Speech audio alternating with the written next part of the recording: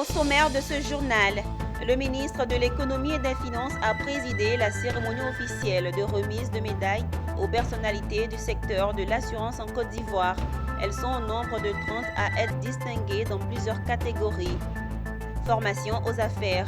Le groupe Intelligent Partnership et la Salomon Ben Salil Business School préparent la rentrée prochaine à travers une conférence à l'attention de leurs futurs étudiants.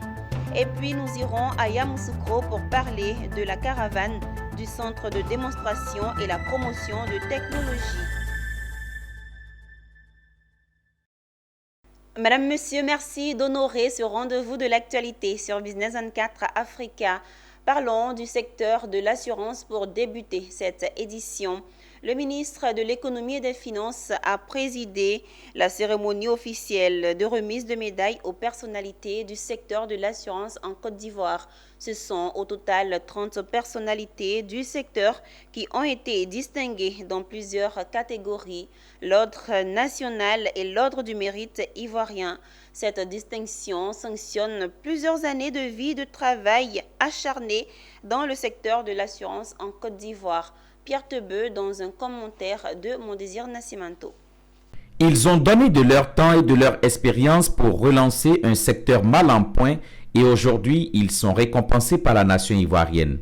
Par leur travail acharné, ils ont réussi à faire du secteur de l'assurance le meilleur, non seulement en Côte d'Ivoire, mais dans la zone CIMA, Conférence interafricaine des marchés d'assurance, la locomotive, très loin devant les autres pays.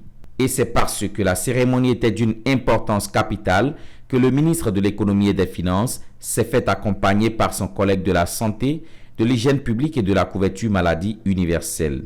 Cette cérémonie de récompense des membres de l'Association des sociétés d'assurance de Côte d'Ivoire, ASACI, marque le couronnement de ces différentes personnalités du secteur ayant relevé les assurances en Côte d'Ivoire. Le président de l'ASACI a saisi l'occasion pour relever le rôle que joue le secteur dans le PIB ivoirien.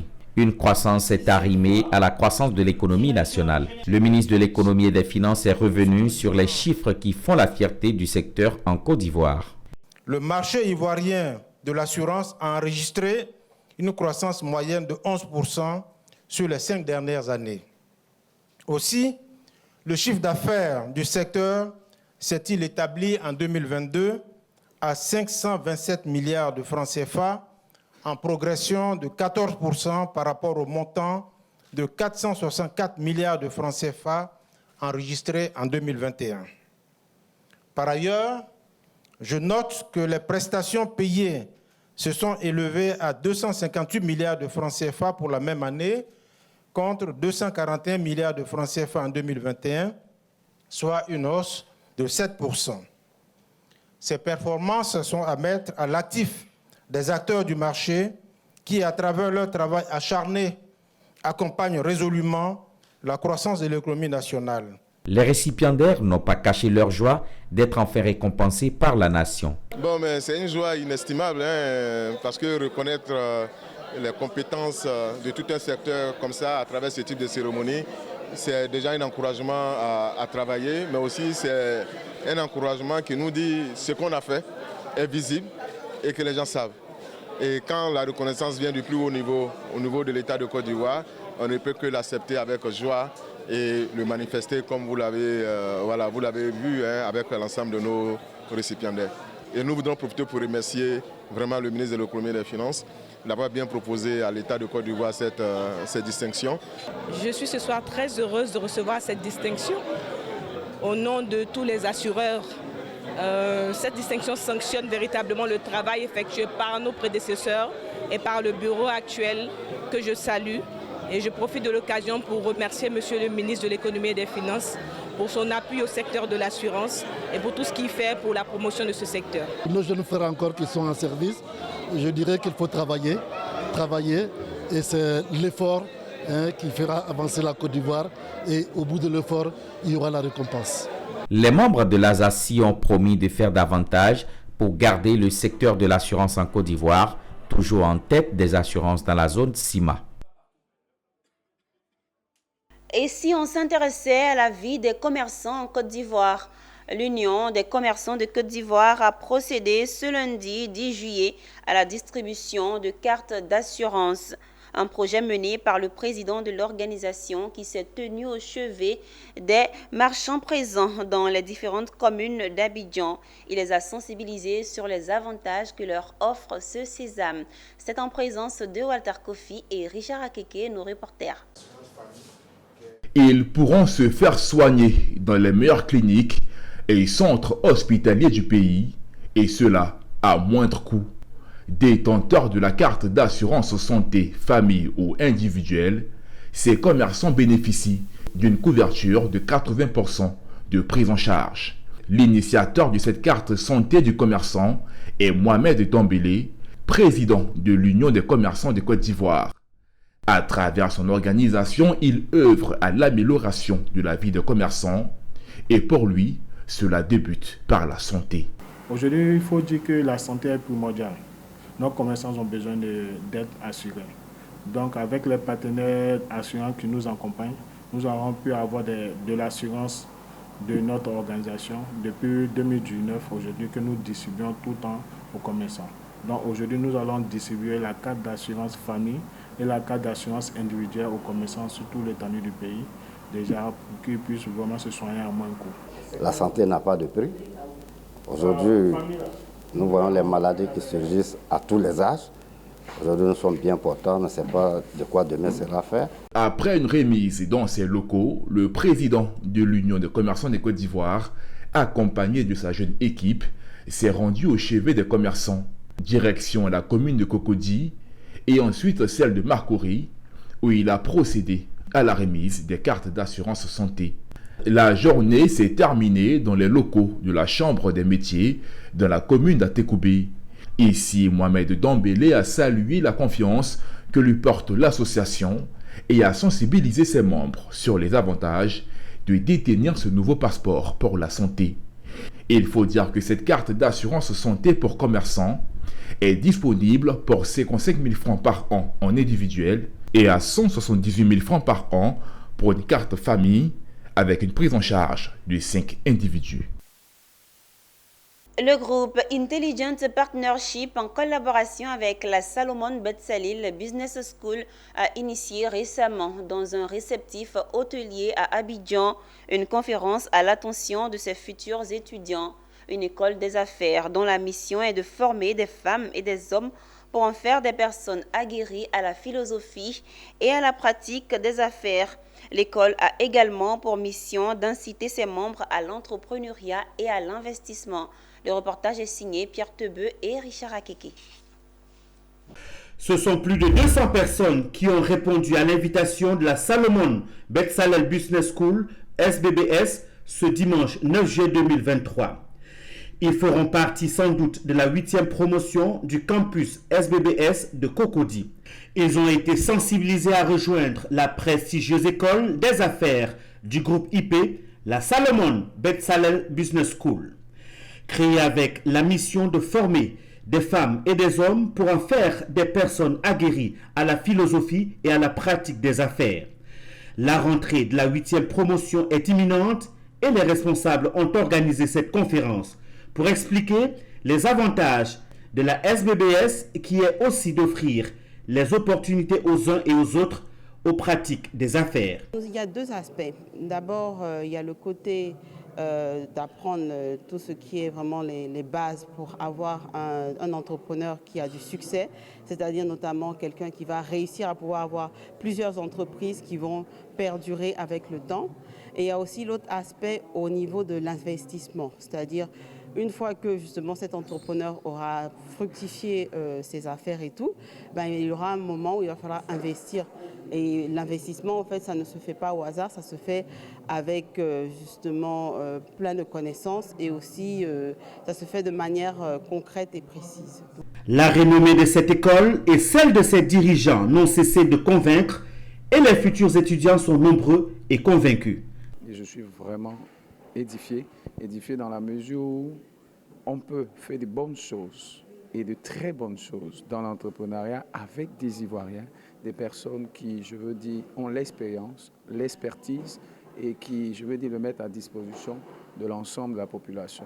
Je pense que cette école pourrait éventuellement atteindre des niveaux beaucoup plus élevés par rapport à ce qu'on a maintenant, en fonction de la formation qu'ils proposent. J'espère que la formation pourra vraiment répondre à nos attentes. Quand on est homme d'affaires, il faut continuer la formation. Parce que qui ne se forme pas s'abrutit. Donc même quand on est en entreprise, qu'on a des affaires, il faut toujours continuer d'apprendre.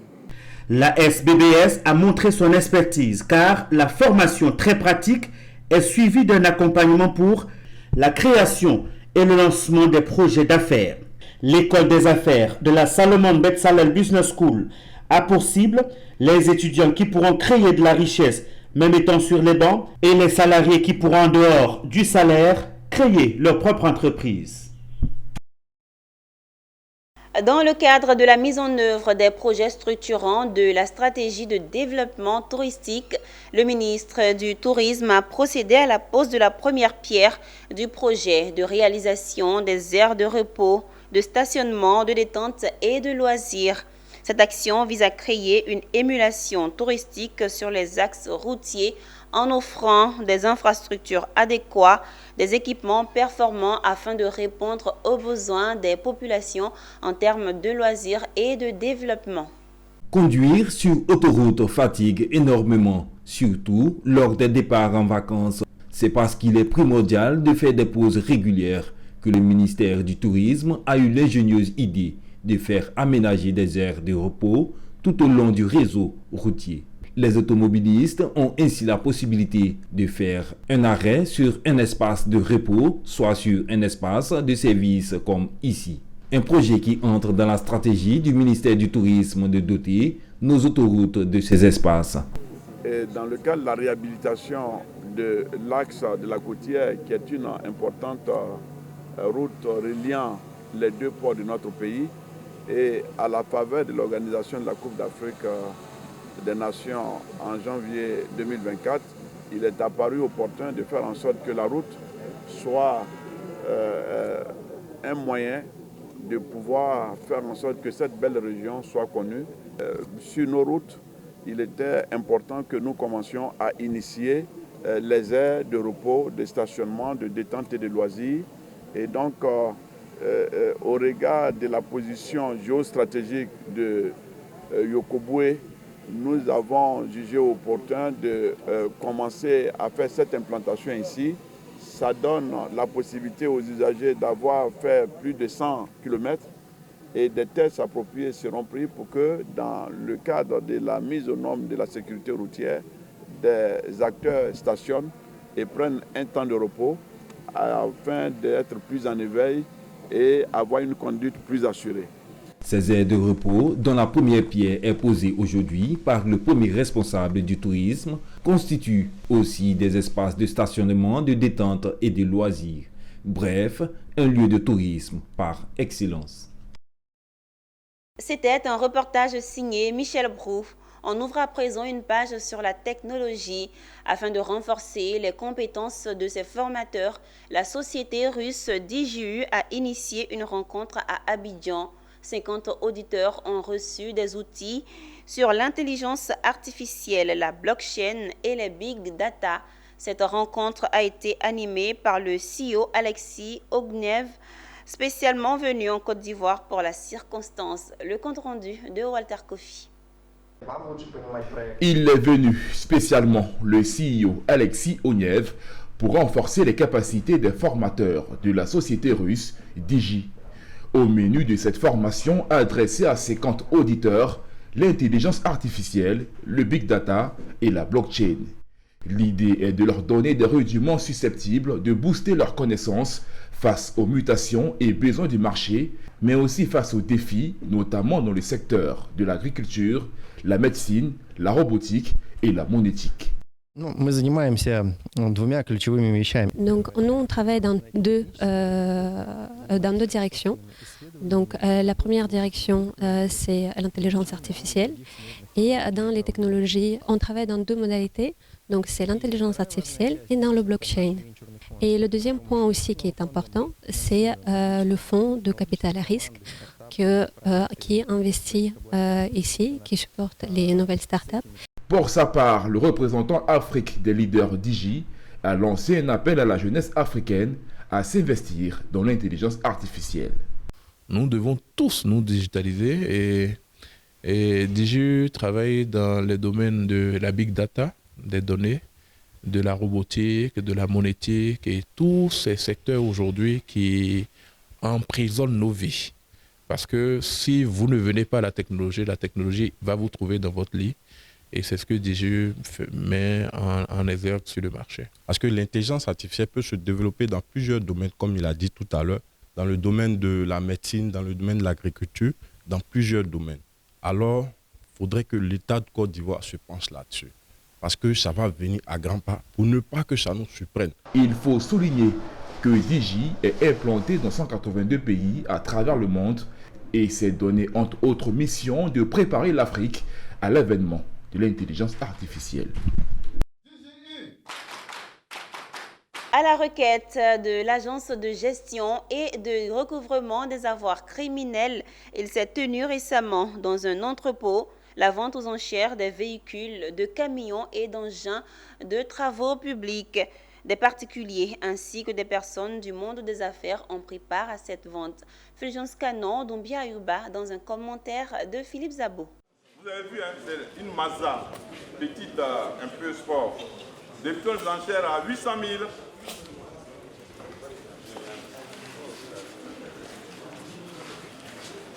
800 000 débutants. 900 000. La petite Mazda RX8. 900 000. 20 véhicules automobiles, une motocyclette, 20 engins de travaux publics, le tout estimé à 246 millions de francs CFA, ont été mis aux enchères par l'Agence de gestion de recouvrement des avoirs criminels, AGERAC. Ouverture au grand public, cette opération concerne toute personne intéressée qui s'est inscrite à l'étude du commissaire de justice Jean-Noël Sampa et qui s'est acquitté d'une caution de 500 000 francs CFA. Alors lorsque le juge d'instruction prend une ordonnance de saisie portant sur un véhicule, je parle de véhicule parce que nous sommes dans une vente aux enchères publiques portant sur les véhicules automobiles, ce véhicule est mis à la disposition de la GRAC par le procureur de la République. Alors si le véhicule présente un risque de détérioration, de dépréciation, la GRAC le vend, conserve donc le produit de la vente et attend la fin de la procédure. Si le tribunal condamne le prévenu et confisque le véhicule, alors le produit de la vente est acquis à l'État, donc par l'entremise de la GRAC. Voilà. Donc ces véhicules qui sont en train d'être vendus résultent de décisions de justice qui ont ordonné pour certaines la saisie, pour d'autres la confiscation. Et depuis 2 ou 3 ans, donc ils présentent un risque de dépréciation qui est réel. C'est ainsi que nous avons décidé de les vendre aux enchères publiques. En tout cas, c'est bien, c'est calme, et puis c'est bon, les prix sont bons. En tout cas, on est content. On félicite l'État. C'est vraiment bien. Il n'y a pas à dire à Micmac, non. Voilà, on ne connaît personne. Moi, personne ne connaît personne. Je suis venu, ils ont dit le prix, et puis je me suis battu, j'ai eu pour moi.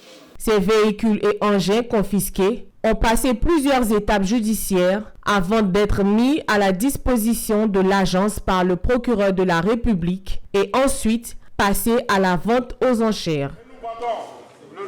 Intéressons-nous au domaine de l'enseignement supérieur. Il s'est tenu la cérémonie de signature de convention 4 portant sur des formations professionnelles et technologiques entre l'Institut national polytechnique Houphouët-Boigny et Eranov Academy.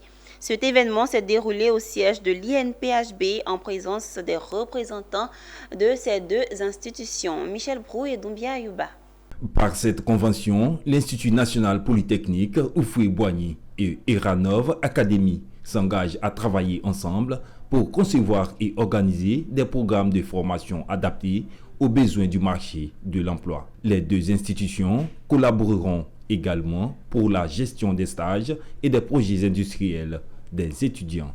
C'est en travaillant ensemble avec INPHB et d'autres institutions, en mettant ensemble les entreprises et les institutions de formation qu'on arrivera à répondre ou à accompagner le gouvernement ivoirien sur l'année de la jeunesse et faire en sorte que tous les jeunes puissent avoir accès à des formations et en plus donc accès à un futur que j'espère le plus radieux possible. Il est important pour nous, entités de formation professionnelle, d'enseignement technique supérieur et d'enseignement supérieur également, de venir au contact d'une entreprise et de son entité de formation officielle pour essayer de mettre en place, développer des curricula, des parcours de formation orientés emploi, pour développer l'adéquation, faciliter l'adéquation emploi-formation, qui est une de nos vocations également.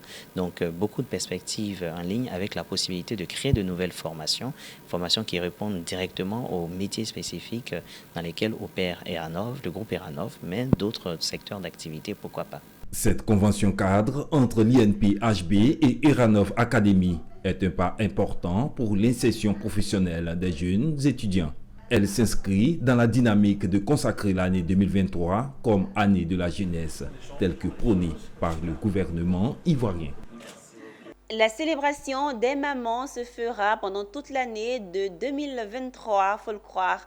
Récemment, l'association des femmes du Zanzan a célébré la fête des mères avec grand succès dans la commune d'Abobo. Cette association, créée en 2018, fédère des femmes de divers horizons et se donne pour mission de lutter pour leur autonomisation. Diane Kablancan et Ezekiel Siri y étaient.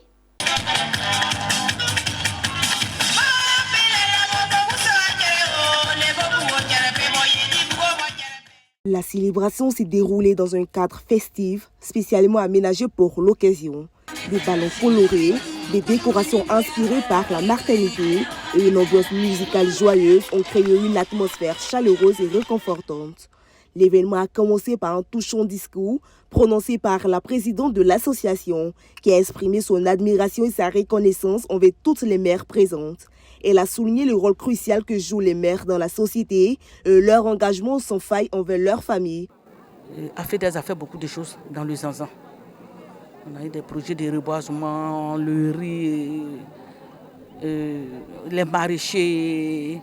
Parce que j'ai tout fait pour que le Gontogo soit reconnu comme zone de carité aussi. Donc aujourd'hui, moi-même, je suis la déléguée régionale aussi. Des séances de danse et de chant, ainsi que des jeux amusants destinés à renforcer les liens familiaux ont été organisés. Ces moments de partage et de complicité ont permis de créer des souvenirs précieux avec les participants. Cette célébration de la fête des mères a été un véritable succès, rassemblant plusieurs centaines de femmes et de nombreux curieux. Les organisatrices ont salué l'implication de toutes les parties prenantes dans la réussite de cet événement et ont invité les femmes du Zanzan à poursuivre leur engagement pour l'amélioration des conditions de vie des femmes dans la région. L'objectif aujourd'hui, c'est de valoriser ces femmes-là. Vu tout ce qu'elles ont mené comme action, nous, en tant qu'entrepreneurs, nous devons les valoriser en tant que nos mères, en tant que des femmes battantes et les galvaniser surtout à œuvrer de plus pour le développement du district Zanzan. Nous avons aussi une mutuelle, c'est un réseau et elles peuvent dans ce canal-là aussi y trouver des opportunités et même des aides pour pouvoir agrandir, donc avoir de la croissance dans leurs activités. La célébration de la fête des mères par l'Association des femmes du Zanzan à Abidjan a été un événement mémorable, rempli d'émotions et de joie. Cette journée a permis de mettre à l'honneur le rôle sacré des femmes et de renforcer les liens entre les femmes de la région. À Yamoussoukro, capitale politique de la Côte d'Ivoire, il s'est tenu récemment une caravane sur l'entrepreneuriat agro-industriel à la Fondation Félix Houphouët-Boigny, en présence du ministre du Commerce, de l'Industrie et de la Promotion des PME et du directeur général du CDT, entendez, Centre de démonstration et la promotion de technologies. L'objectif est d'informer et sensibiliser au moins une vingtaine de coopératives et plus d'une trentaine d'associations de femmes et de jeunes sur les équipements mis à leur disposition pour réduire la pénibilité de leurs activités champêtres. Pierre Tebeu nous commente le reportage de Charles Kouakou. La Côte d'Ivoire est citée en exemple depuis des années pour ses produits comme le café, le cacao, le palmier à huile, le coton, l'EVA, et elle continue d'être leader dans la production de nombreux produits agricoles. Mais l'objectif aujourd'hui est l'autosuffisance alimentaire et cette agriculture à elle seule ne saurait y conduire. Un changement de paradigme s'impose donc. C'est l'industrialisation qui doit prendre la relève, notamment à travers l'agro-industrie. Pour ce faire, la Côte d'Ivoire s'est donc dotée de centres de recherche et de structures techniques afin de concevoir et de mettre à disposition des outils technologiques à travers la création d'institutions, des écoles de formation et des structures chargées de la promotion et de la vulgarisation des résultats des recherches. Pour faire connaître ce centre, il s'est ouvert une caravane pour permettre à la jeunesse d'entreprendre sans crainte en leur donnant les stratégies pour y arriver. La caravane nationale de l'entrepreneuriat dans la région de Côte d'Ivoire matérialise à cet effet la mise en œuvre de cette mesure. Elle va permettre aux jeunes de mieux connaître et comprendre la fonction d'entrepreneur, d'en saisir les défis. Au programme, démonstration sur les technologies adaptées aux spéculations, projection de films des marchés du CDT, suivi de la séance d'explication et d'échange avec les populations et témoignages. Le CDT, dont le métier est de promouvoir les technologies à l'effet de transformer les produits, a donc pris conscience qu'il faut agir et qu'il faut agir avec tous les Ivoiriens. Donc nous nous promenons de localité en localité pour dire aux Ivoiriens quel est le potentiel technologique qui existe, et leur donner l'information sur l'utilisation et l'utilité de ces technologies-là, et puis surtout autour des spéculations propres aux différentes localités, faire des démonstrations sur les nombreux avantages qu'on peut avoir à transformer et les richesses qu'on peut produire en touchant de la valeur à nos produits agricoles. Cette journée a pris fin par la visite des stands.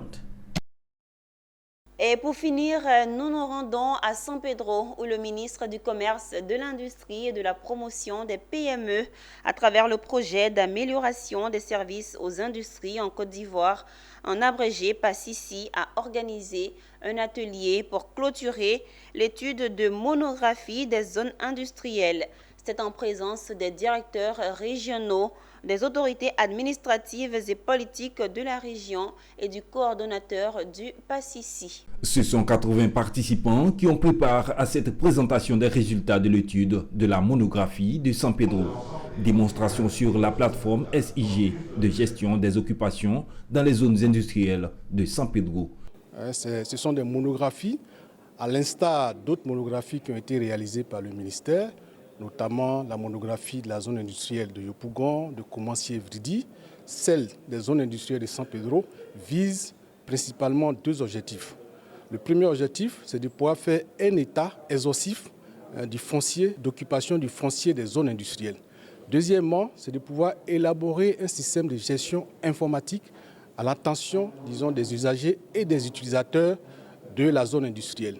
Nous retenons que le secteur privé industriel de San Pedro dispose aujourd'hui d'une plateforme dématérialisée leur permettant d'obtenir toutes les informations concernant leur activité et concernant les activités des autres entreprises qui partagent avec elles le même site des différentes zones industrielles de San Pedro.